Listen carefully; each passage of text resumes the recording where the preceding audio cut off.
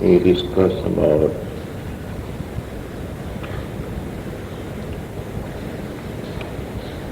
eight sorrowful stage, Attamaha Samvegavattu.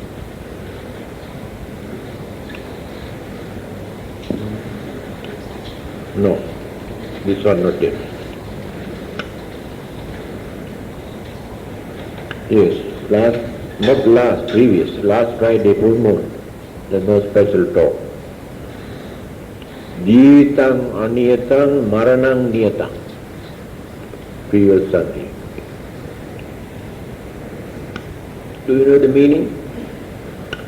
Jeevitang aniyatang maranang niyatang. Only 4 words.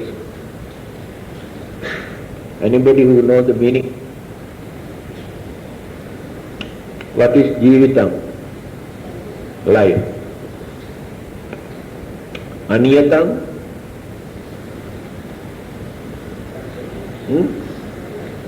Niyatang, aniyatang.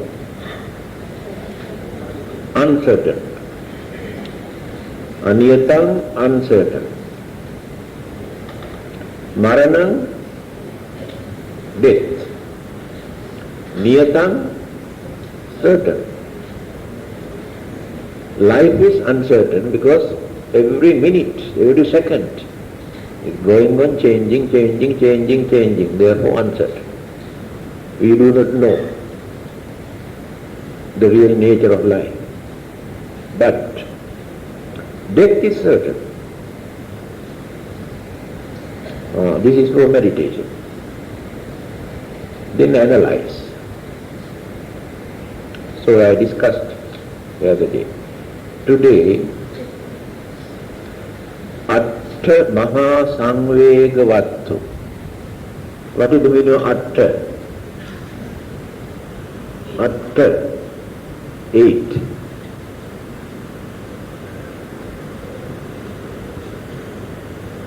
Maha Samvega. Samvega, sorrowful. Samvega, sorrowful.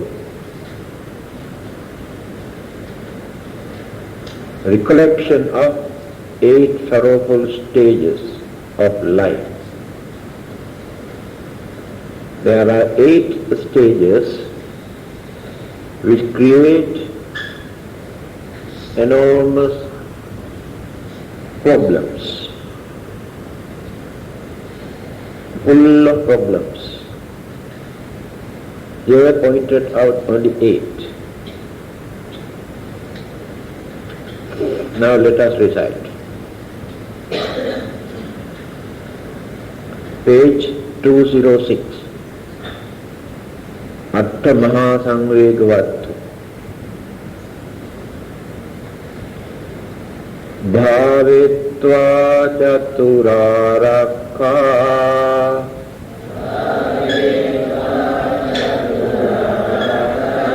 Avajjeya Anantaram Mahasamvegavatthuni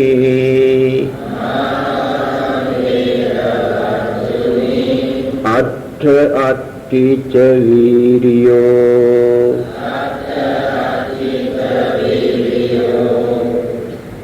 Bhavitva Chaturaraka Avajjeya Anantaram Mahasamvegavatthuni Atta Attica Viryo. Having practiced this fourfold protective meditation, one who has put forth effort should reflect on the 8-fold sorrowful stages of life. Earlier we have discussed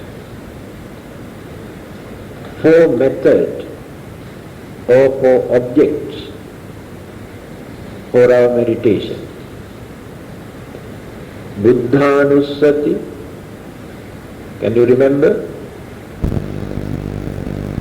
Started from Buddhanusati, reflection on the Buddha.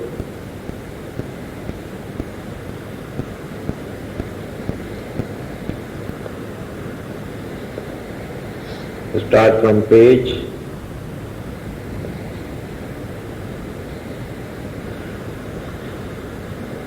163. Buddhanusati, reflection on the Buddha.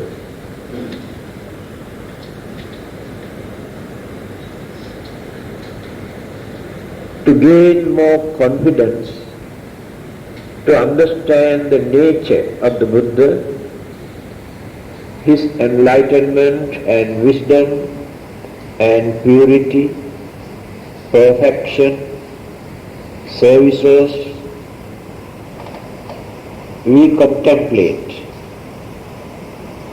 By realizing all the good qualities of the Buddha, or the characteristics of the Buddha, we develop our faith or confidence and understanding. After that, Metta-anusati, Metta-anusati, reflection or concentration on Metta, radiations of Metta. What is Metta? Word Maitri also in Sanskrit. Friendship, goodwill, sublime love, compassionate love, boundless love, selfless love. See, all these words are still not enough to give the real meaning of metta. That means, first we develop our sympathy. After that, we develop our kindness. Then we develop our compassion. Then come to metta. That is the highest, maximum level that we can develop our goodwill, compassion, understanding, kindness, all the qualities without any ulterior motive, without any selfish ideas. That is called metta. To radiate this metta, we had to prepare our mind. Otherwise, there is nothing for us to radiate. To radiate this metta, we had to reduce cruelty, anger, jealousy, grudge, ill will, discrimination, enmity. See how many evil forces we had to withdraw from our mind to radiate our metta. Otherwise, there is nothing for us to radiate. Then it will become very effective. That pure mind creates mental vibration. These vibrations can help others, support others, protect others, and to release their sufferings and disturbances and fears and worries through this radiation of metta. So after this reflection, Metta-anusati, then we develop Marana-anusati. What is Marana? Death. Anusati, reflection, concentration. Think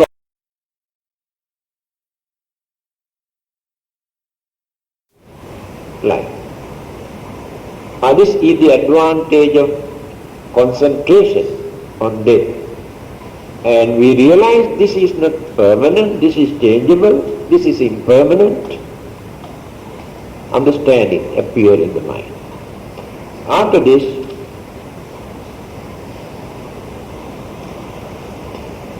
Asubhanussati, impurities. Impurities in our physical body. We analyze, we realize the nature of this physical body. Then too much of attachment toward this physical body we can reduce. When we reduce this too much of attachment, we never misuse to maintain this physical body by harming others, disturbing others. Then we become very pure, we develop our understanding, we cultivate our life without abusing and misusing our physical body. That is what here mentioned, bhavetva chaturarakha, by practicing these four kinds of reflections of concentration. Having practiced this fourfold protective meditation, one who has put forth effort should reflect on the eightfold sorrowful stages, then come to these eight sorrowful stages. Because mind is ready now to understand this situation. Through these four stages, we cultivated, we trained, we realized our mind. In our mind these understandings are there. Then the mind is ready to understand what we are going to discuss. These are the things. Jati jara vyadhi chutti apaya,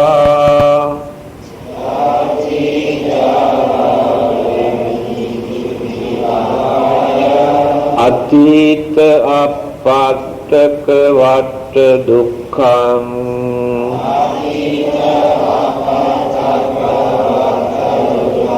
idani ahara gavetti dukkham,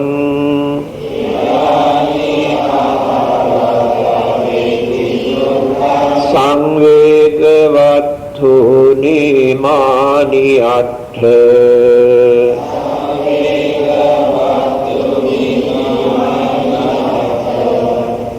jati jara vyadhi chutti apaya, atita apataka vatta dukkham, idani ahara gavetti dukkham, samvegavattu nimani attha.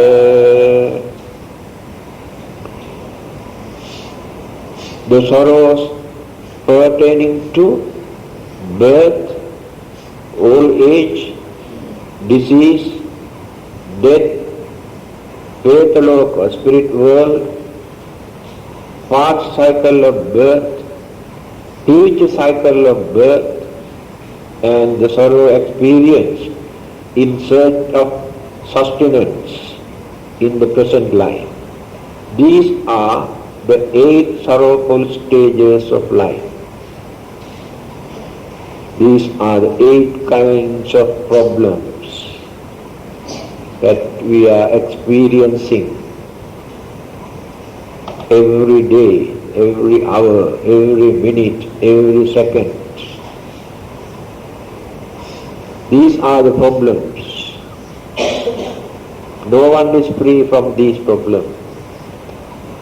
As long as we exist, we live in any part of the universe. Of course, when I say any part of the universe, there are some living beings in Devaloka, heavenly realm, and Brahmaloka,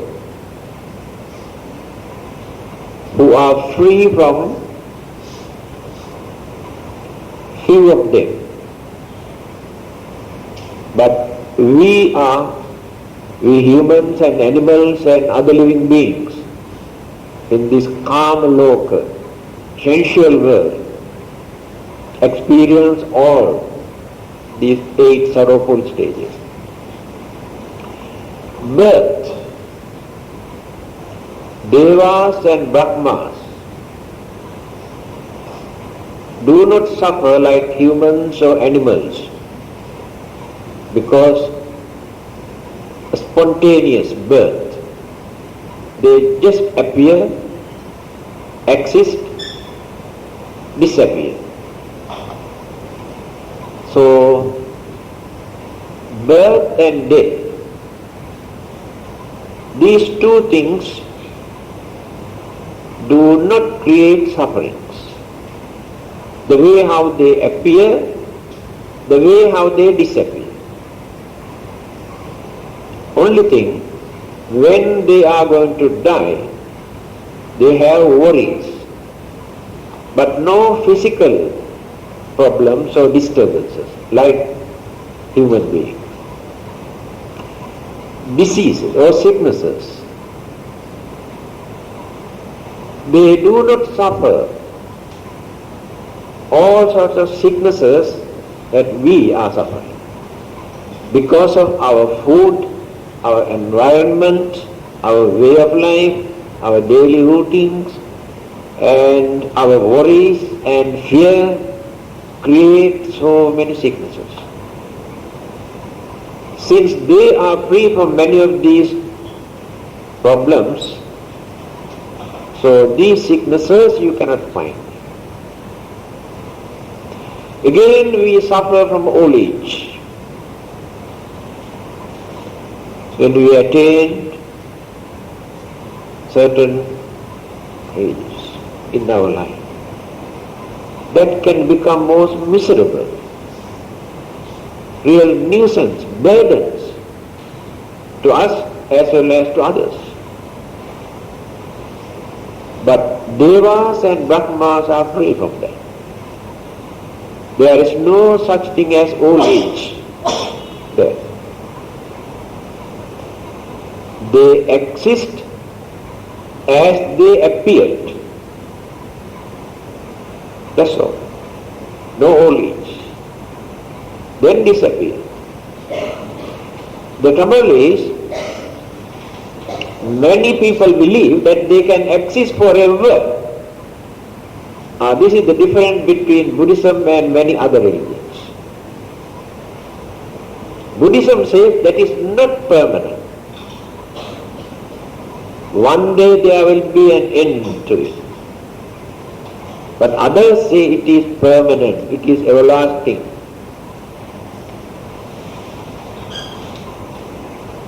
But no old age. The formations of their life.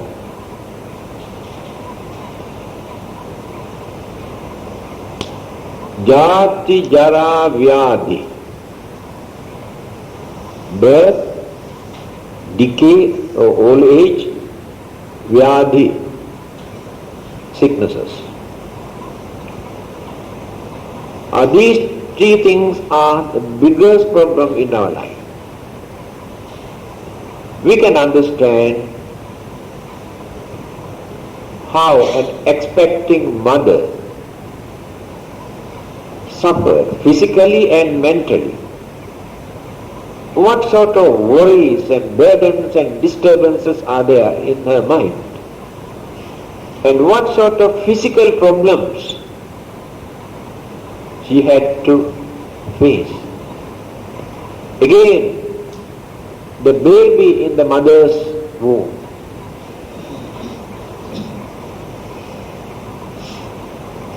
leading a very restless and very inconvenient, in other words, very miserable life. So immediately after giving birth, even at the risk of their life, either mother or baby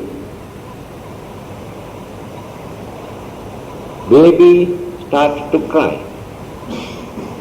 That cry express the nature of existence. That means life is nothing but suffering. No baby who can come and laugh immediately after giving birth. Why that baby cries? They express the nature of life. And the mother also suffers. Of course, modern medical facilities, medical science can stop the pain and suffering. But that is artificial. Say a few hundred years ago, there was no such facilities. So the population now increasing very rapidly because of these facilities to protect the mother as well as the babies. Say a few hundred or few thousand years ago, I think more than 50% either mother or baby died during the childbirth. That is why those days population does not increase so much. Now it has become a big headache, overpopulated. People are running all over the world in searching suitable job, income for their living. Migrate from this country to that country because they cannot find out suitable job to earn their living, to maintain their life.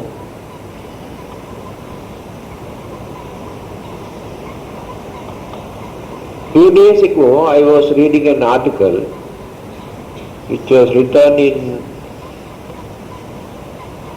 1920 in Sri Lanka. Population was about 8 millions. 1928 millions. Today, I think 17 millions in that small island. What about in other countries? So that country is not big enough, not rich enough to feed, to support all those newcomers. That is why they are trying this family planning to reduce the population.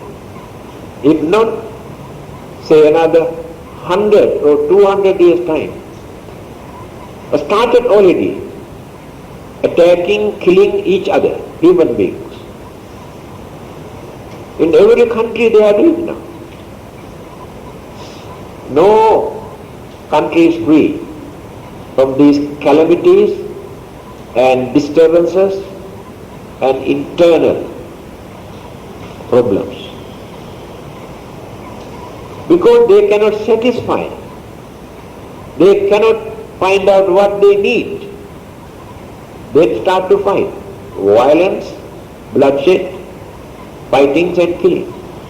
They divide into different groups according to their ethnic groups or religious groups.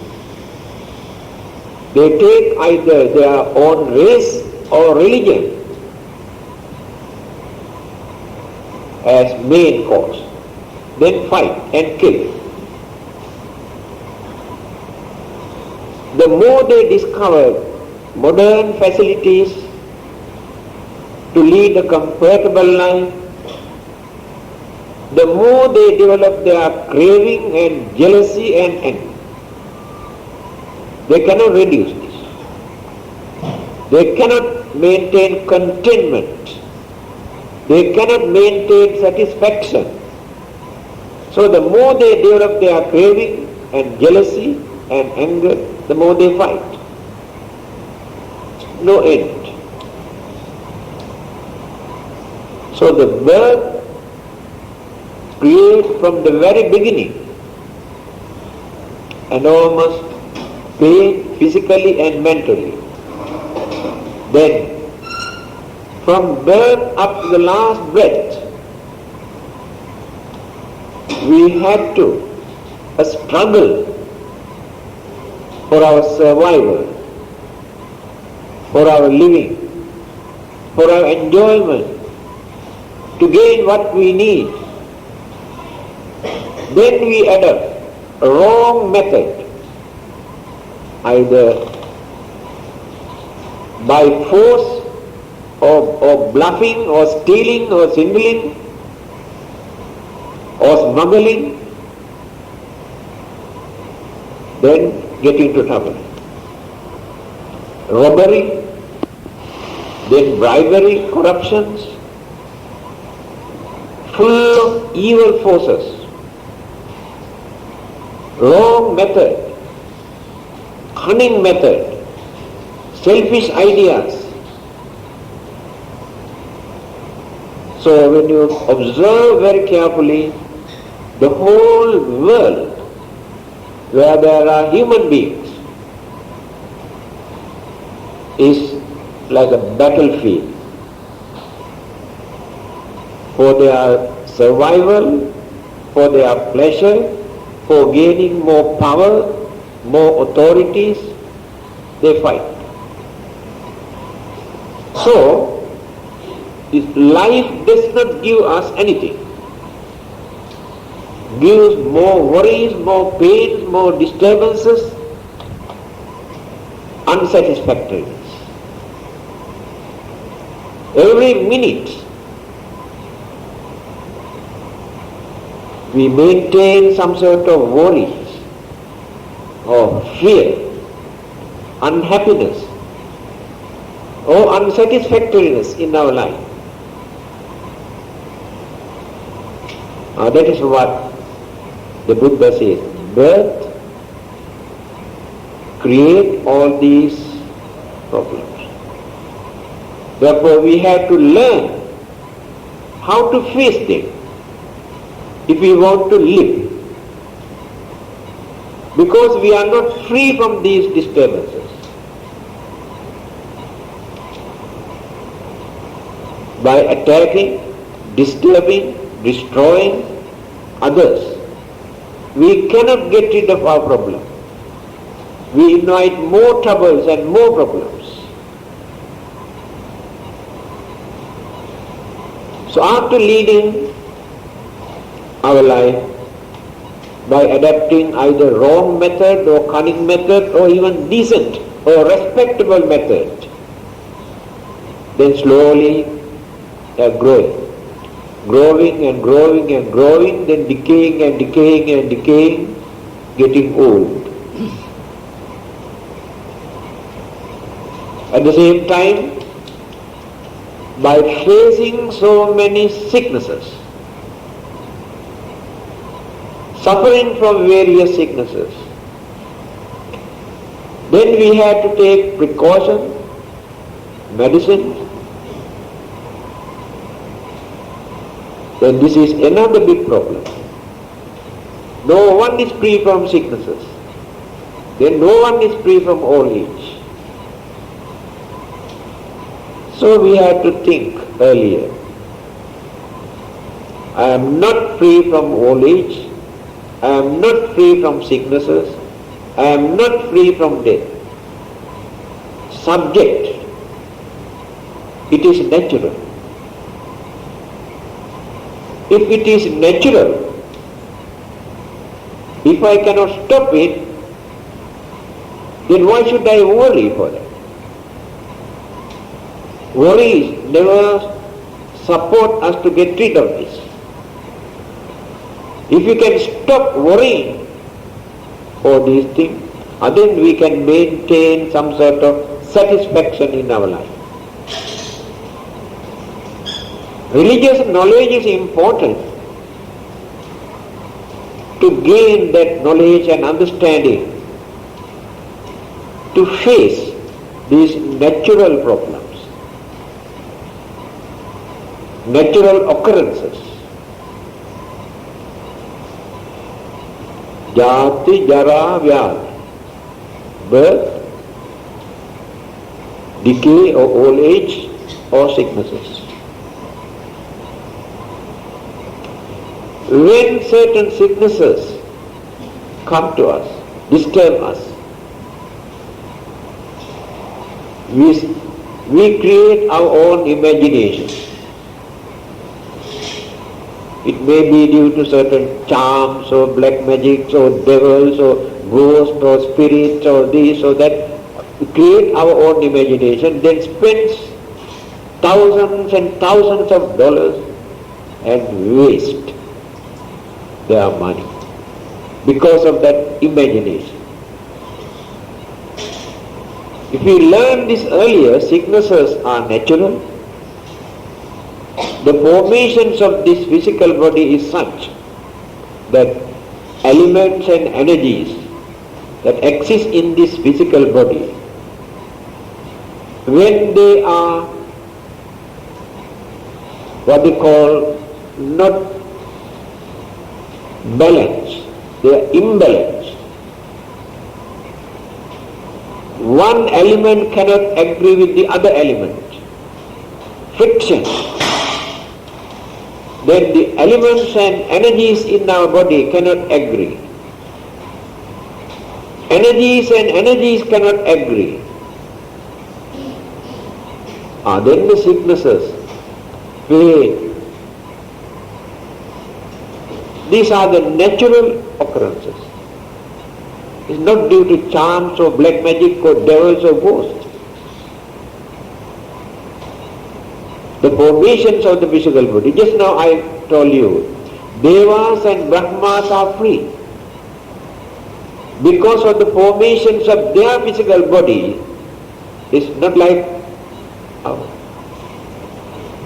Elements and energies, not like ours.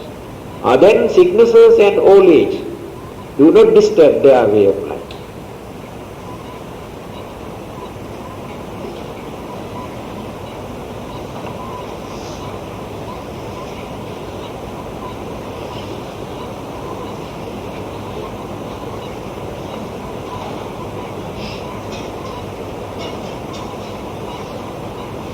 Birth, decay, sicknesses, death.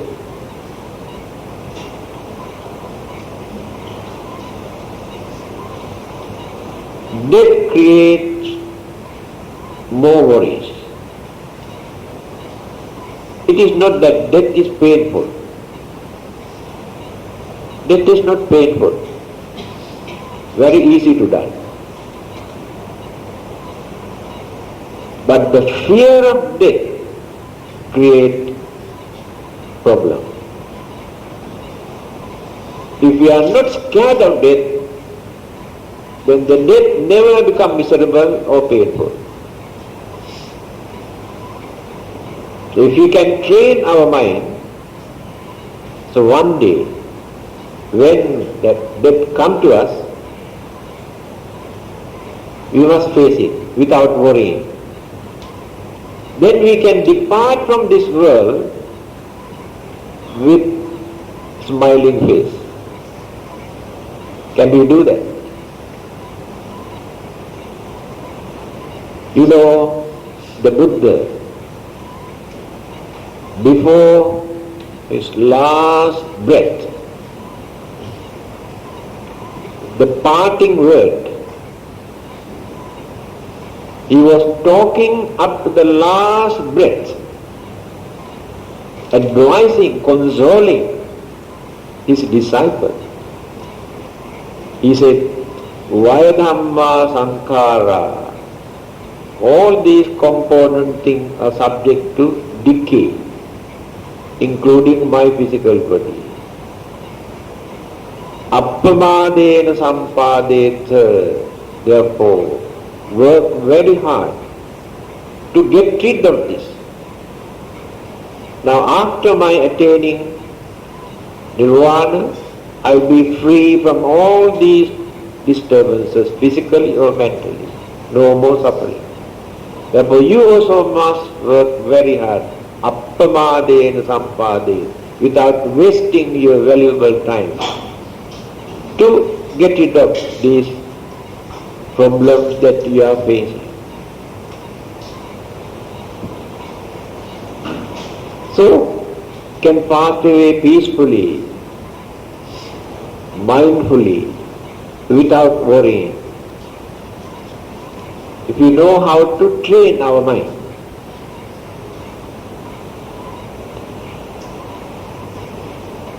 Next one is, after our death, rebirth or existence again take place in certain unfortunate states where life can become miserable. This is another problem. This is another reason why we are scared of death. Because we do not know what will happen to us after our death. Whether we can come back to human world, or whether we become animals, or whether we become a deva, or spirit, or ghost, we do not know. This is another lesson for us to learn, how to prepare for that. We have to prepare for our next life. Simply by enjoying this life, by neglecting that there will be another existence, and this life is responsible for that life. It is not a new life. It is not another life. This life is responsible, in other words, continuity. Life process, mental process, continue. Then start another one. That new one, with new particles, materials, but the same energies, same mental energies.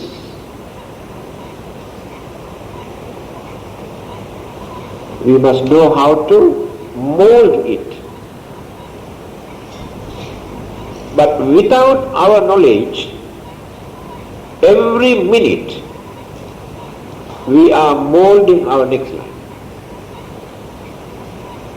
But the only thing that we do not know how to mold it properly.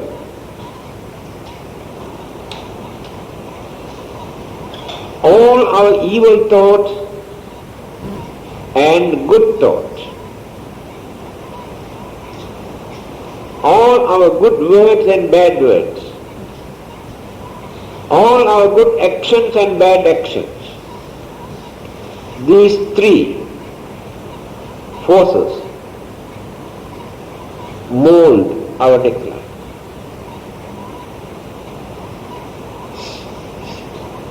But we must know how to mold it properly by avoiding evil thoughts, evil words, evil actions.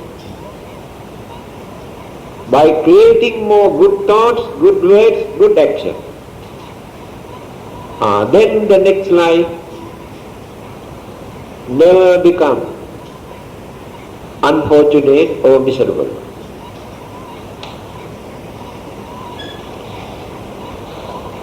Simply by spending all the merits that we have accrued during our previous birth,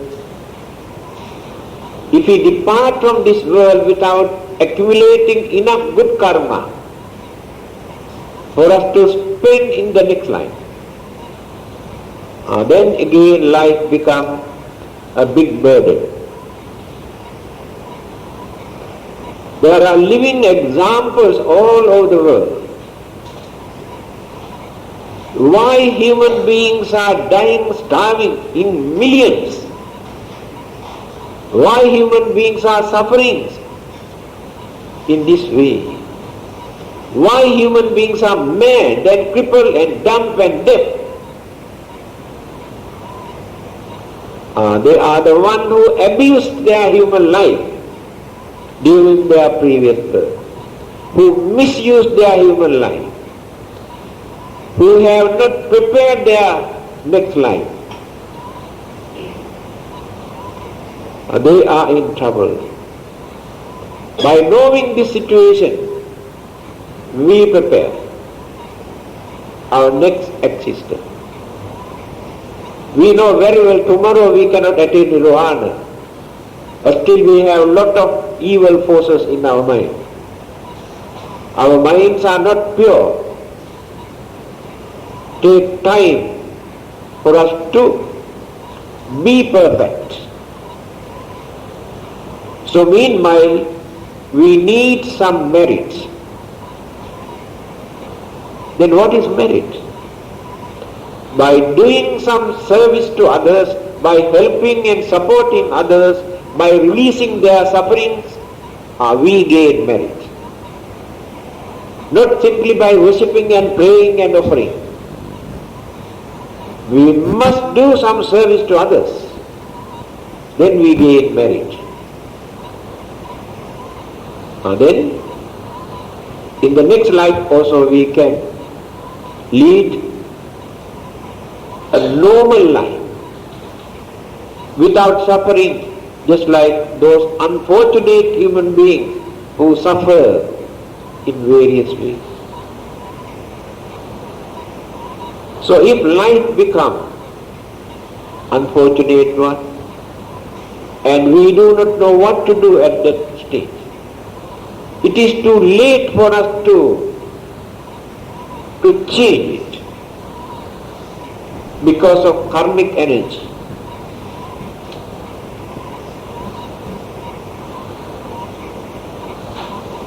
Next one, past cycle of birth. What does it mean?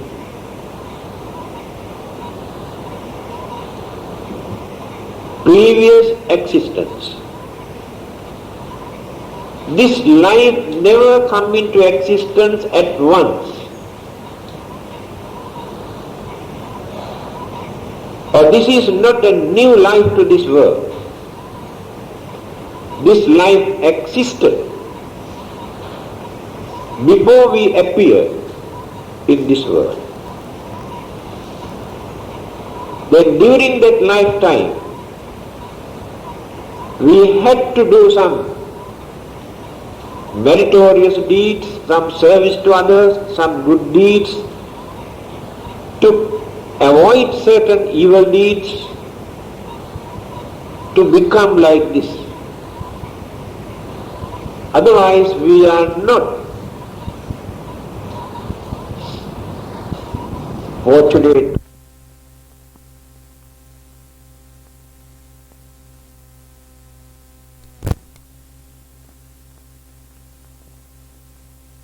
Five senses are working. You can think, you are not mad. But how many millions of other human beings are there who are not fortunate enough to use these senses? Again, you are not starving, you are not dying without food. You have enough clothing. You have shelter, a bed, a room. But how many others are suffering without all these things? And many others are a stupid, cannot understand anything, worse than animals. But you can understand. If there is no understanding, you never come here. Because of this understanding, you thought it is better to get more knowledge, more understanding. But many others are very unfortunate because they cannot think in that way. To gain all these facilities, privileges, definitely you had to work very hard during your previous birth, although you cannot understand it clearly. So one day when you attain the sainthood or arahanthood or gain more psychic power to understand your previous birth, then you know what you have done.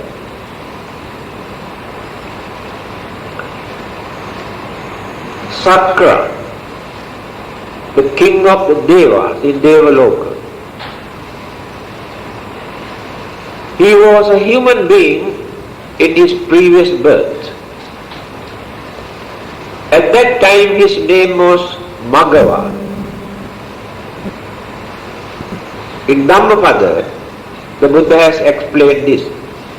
Appamadena Magava Devanam Settatangato. This man called Magava, with his friends, without wasting his life, the whole lifetime he spent to serve others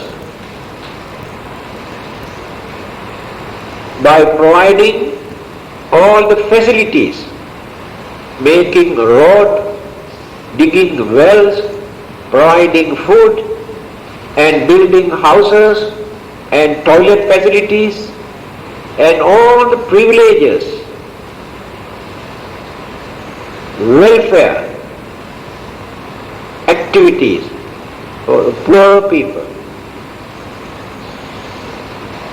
Then the Buddha, having seen what he has done with his companions, how he served the mankind, appamadena, without wasting his life, every day by doing some service to others, Devanam Settatangato, he has become the leader, the ruler of the Devas, Sakra. Then we can understand. Whether we have any particular religion or not, whether we are Buddhists or Christians or Hindus or Muslims, or makes no difference. All are human beings. Different religions or religious people have their own belief.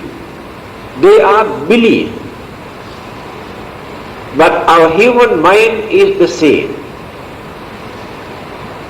Our mental faculties are the same. Imaginations and belief are not important.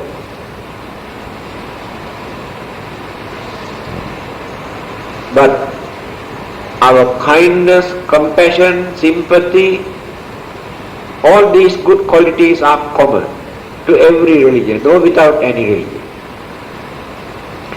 Cruelty, anger, jealousy, grudge and ill will and evil forces are common. No religious label for that.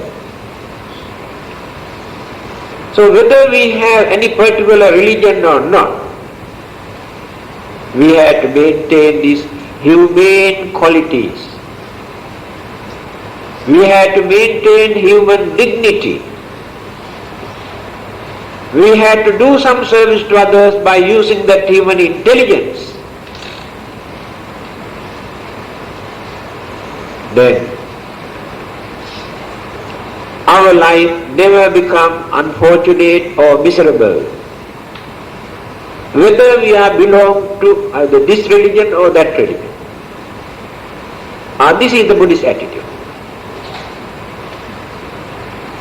I remember On many occasions people ask these questions.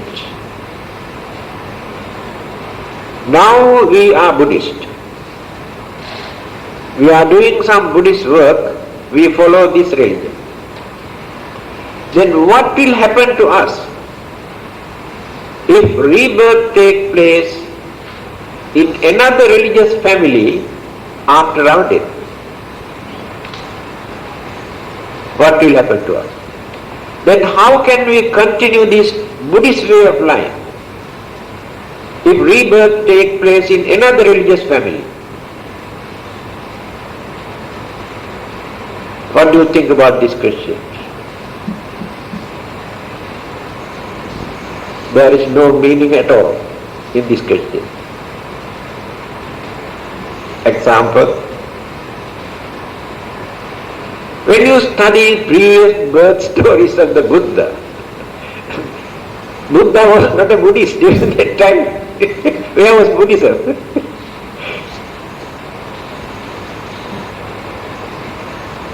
Not belong to any particular religion or belong to that particular religion that existed at that time. Therefore, that religion never hinder, never interrupt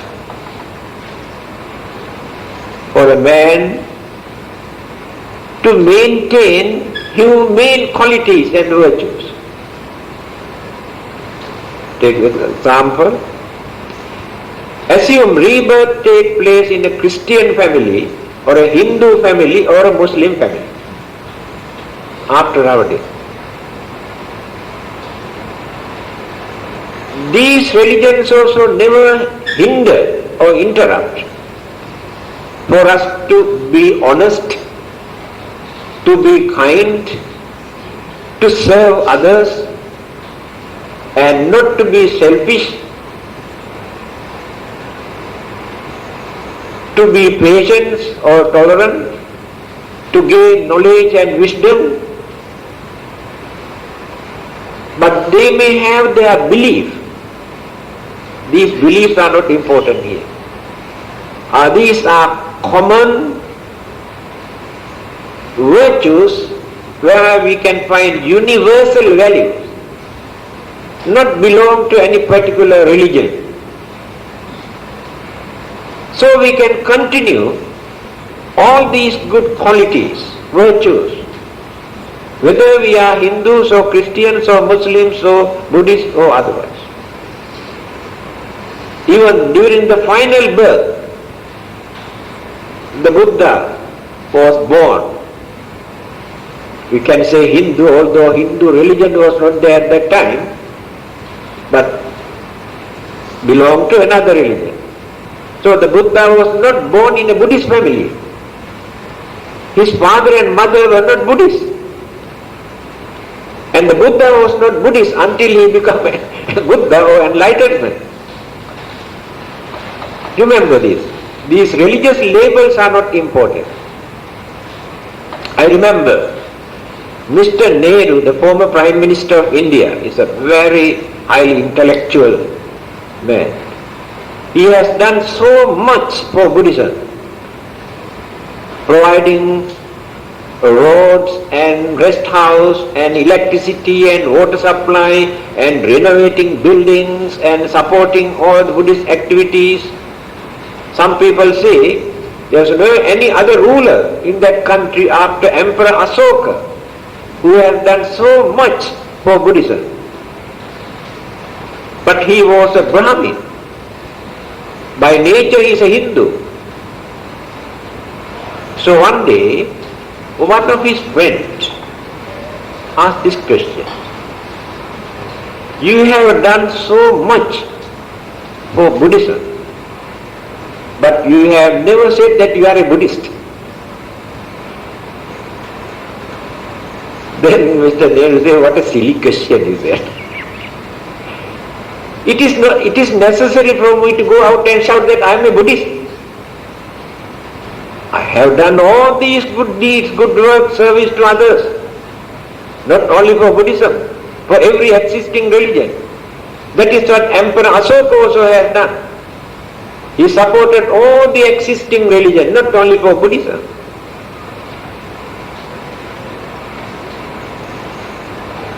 So, we can maintain all our good qualities. There is nobody to stop. This is our inner feeling. External activities, rites and rituals and worshipping and praying and offerings and all these things indicate the nature of their religion.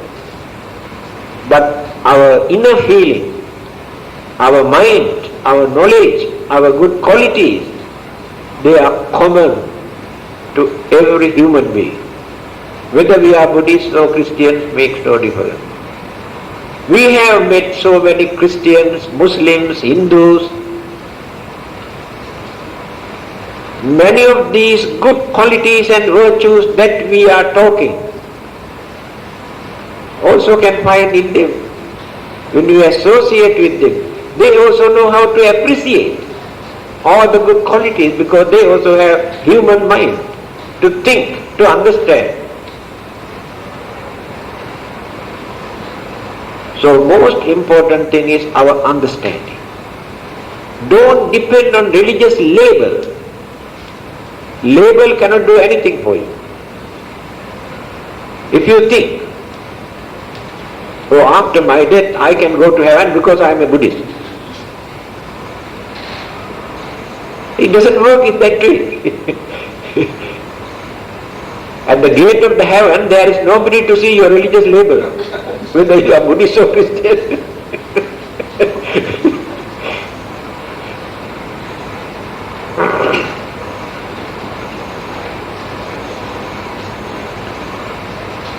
Now the next problem is future cycle of birth.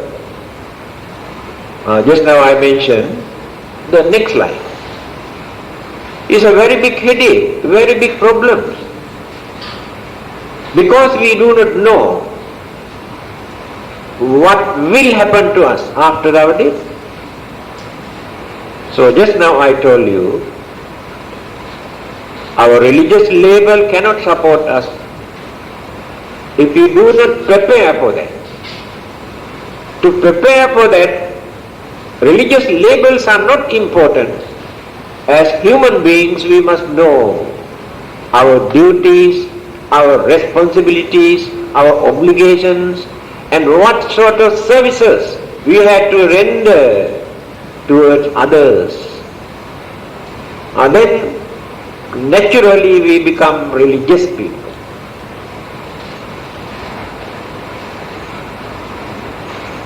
After that, we can get rid of that worry. What is that worry? What will happen to us after our death? That worry never appears. Anavadya sukha. Sukha, the happiness that we experience at the last moment, at the dying moment. What is that sukha? What is that happiness?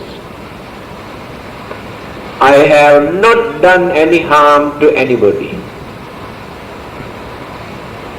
The happiness that we experience at that moment is the remarkable, the highest happiness. Pure mind. Then we gain hopes and confidence. Sure, because I have not done any harm to anybody. So we have to train ourselves to lead such respectable, noble life. Then there is nothing to worry about our future life, next life.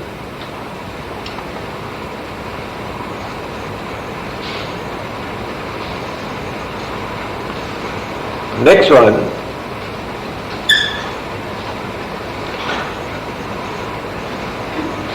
how to sustain, how to maintain, how to look after our life, our body,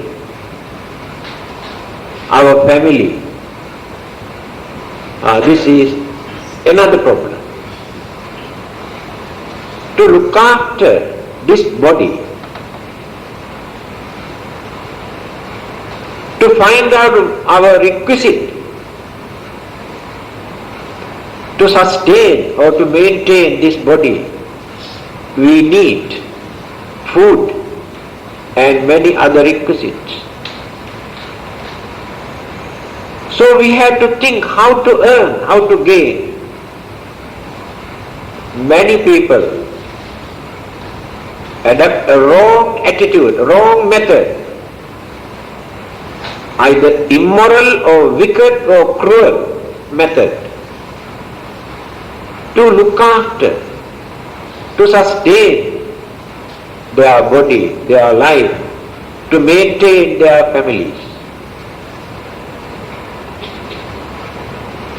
When they do certain bad things, what they say, oh, we had to do all these things to maintain our family, to look after our children, for our survival. This is the problem. But this is not an excuse. By violating the existing universal law to support our body or our life or our family, we cannot escape from the bad effect or the reaction. So this is a wrong concept, a wrong belief that some people maintain. We have to do certain bad things for our living or to look after our family, attend to them. Yes, you can do that, but you are not exempted from the bad effect because you have violated the natural law. Natural law is not in your favor always. If you violate it, you have to pay the price for that. Natural law is neither kind nor cruel. Natural, unbiased. Just like electricity.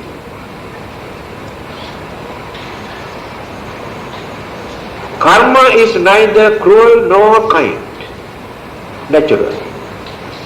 Therefore you must know how to handle this karmic law, karmic energy, just like electricity.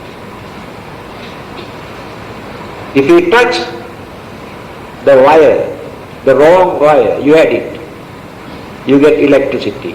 No excuse. But you can make use of electricity for various purposes, to make use of electricity.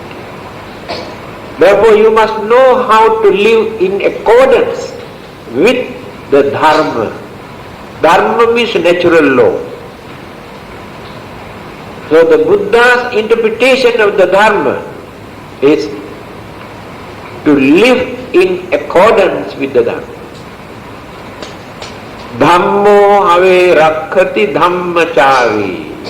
That's a beautiful saying. Those who live in accordance with the dharma, natural law, that dharma or this natural law protect them, support them. By violating and disturbing this dharma or this natural law, you cannot enjoy your life. This is called dharma. The Buddha's teaching is called dharma because of this. Not a person. We do not depend on the Buddha. We do not depend on God. We do not depend on any supernatural agency or power. But we have to depend on this dharma, this nature, this natural phenomena. The whole world governed, exists, maintained by this natural phenomena. Therefore our duty is to cooperate, harmonize with this existing universal law. Then we never get into trouble. That natural law protects us. never get into trouble.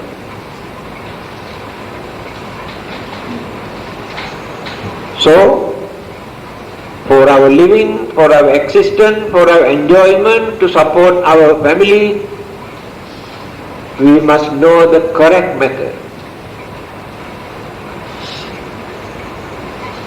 Atta datthaṃ parattena bahuna pinahapi. Here again another saying of the Buddha. To serve others, to support others,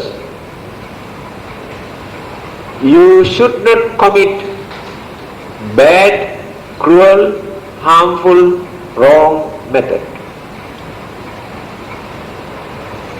You can say, I am doing this to support others. But religion never gives green light for that.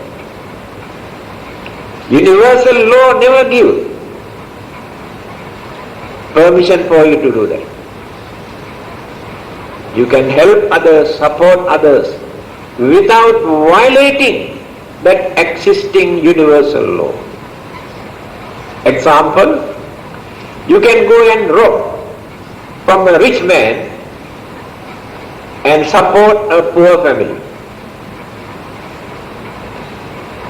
First, you violated the existing universal law by robbing, stealing. After that, you supported this poor family. Yes, you have done this without any ulterior motive, selfishness, not for your own benefit, but to support others.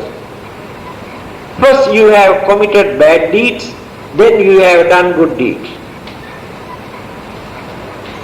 Just because you have supported a poor family, you are not exempted from the bad deed you have done. Alright? What is the existing law here in this country or any other country? Do you think the government will forgive you because you have stolen others' property to support another family? There is no such law. That is the universal law.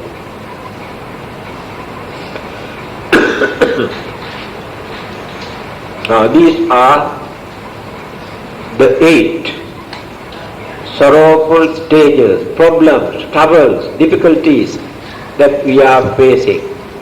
Jati, Jara, Vyadi, Chuti, Apaya, Atita, Appattaka, Vatta, Dukkham, Idani, Ahara, Gaveti, Dukkham.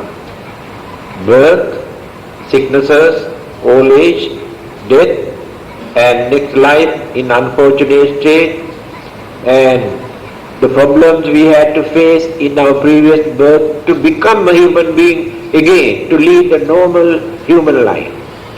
And again, our worries that we maintain about the next existence, what will happen to us after our death. Then the big battle, a struggle, how we have to struggle to maintain our life, our body, our family. These are the 8 problems we are facing in our day-to-day life. Then, last one. Patocha sayamapi ceva imang vidhinyo.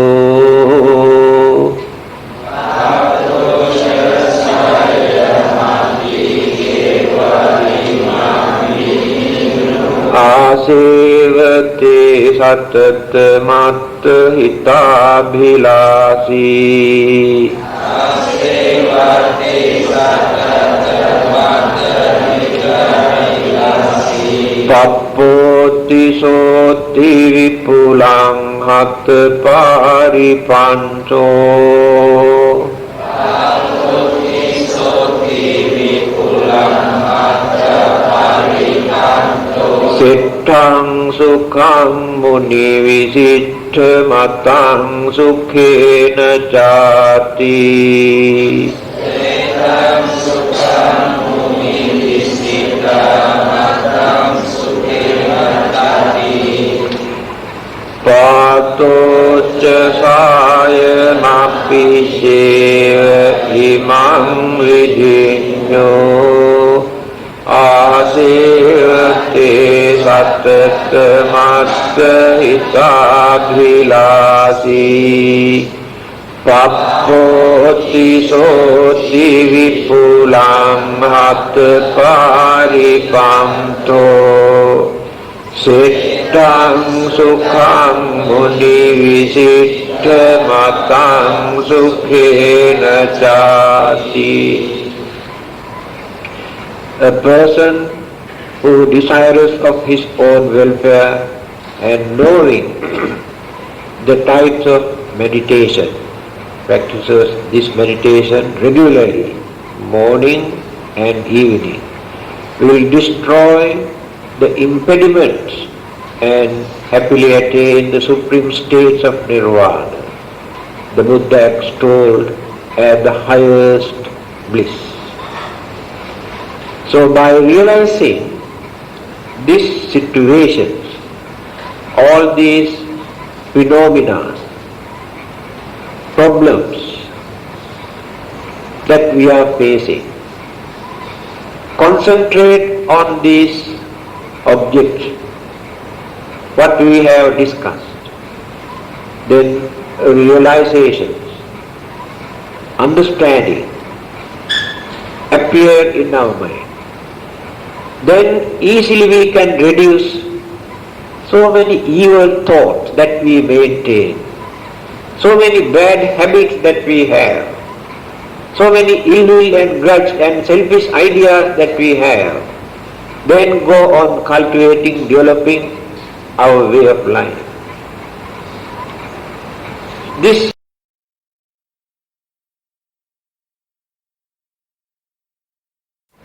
There are two methods. One method is called samatha, the other method is called vipassana. Both are important. Don't say samatha is not important, vipassana is the only method.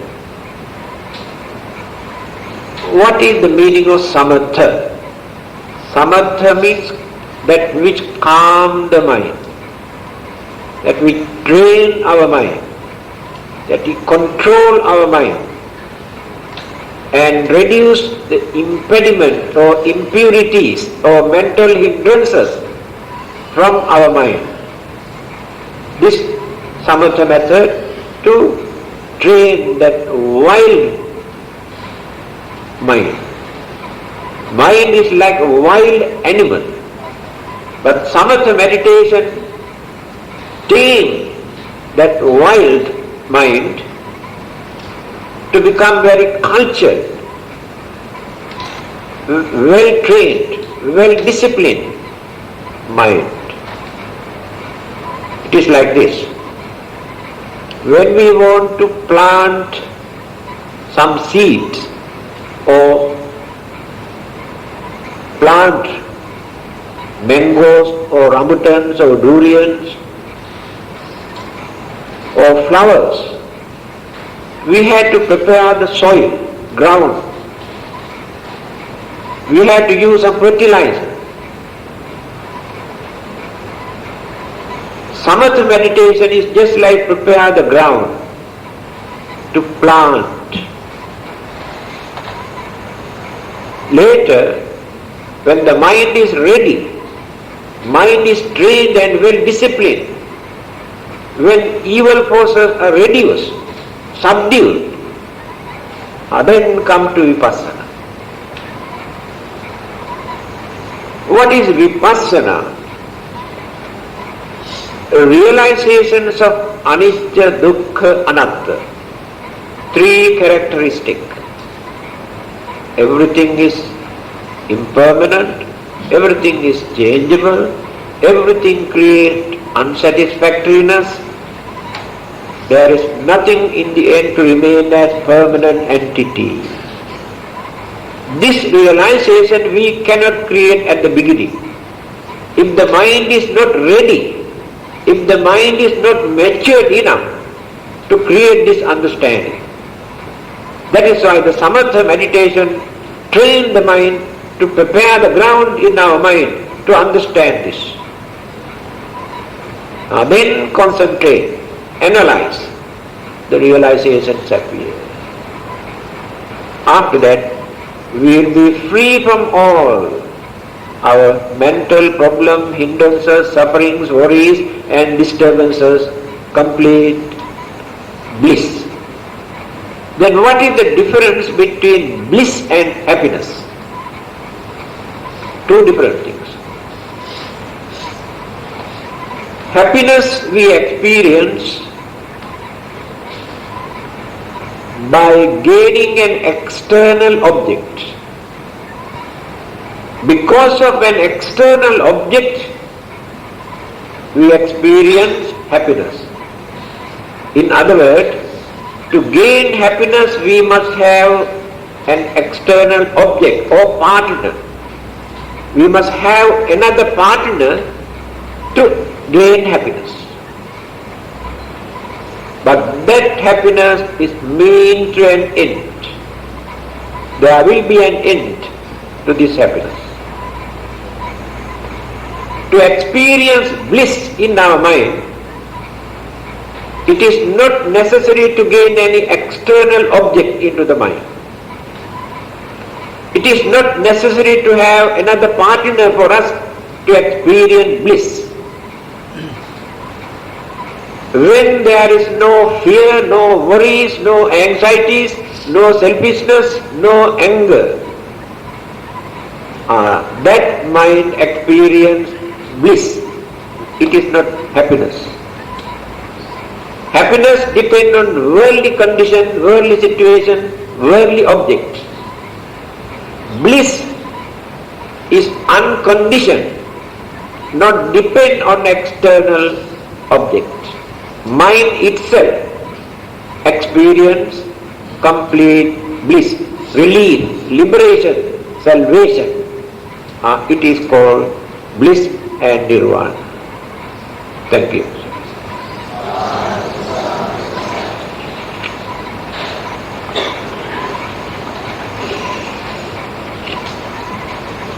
Yes, Punyānumodana, page 211.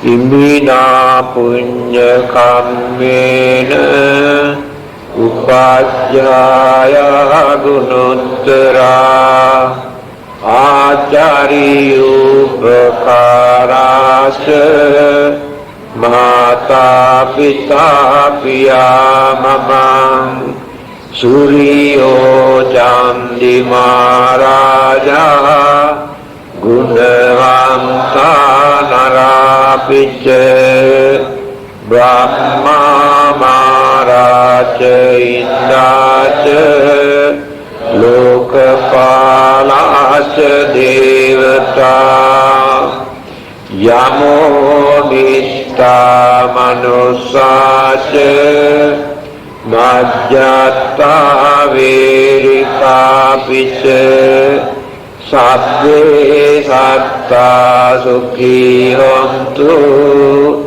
Punyani Bhakatani Me Sukhanca Dividam Dentu Krippam Papeta Romatam Imina Punya Kammena Imina Uddisena Ca Kippahang Sulabhe Ceva Tannupadana Cedanam Ye Santane Nadamma Yava Nibbanato Mamam Nassantu Sabbadayeva Yatra Jato Bhave Bhave Ujujitto Sattipanyo Salleko Viriyavamina Mara Labhantu no Kasam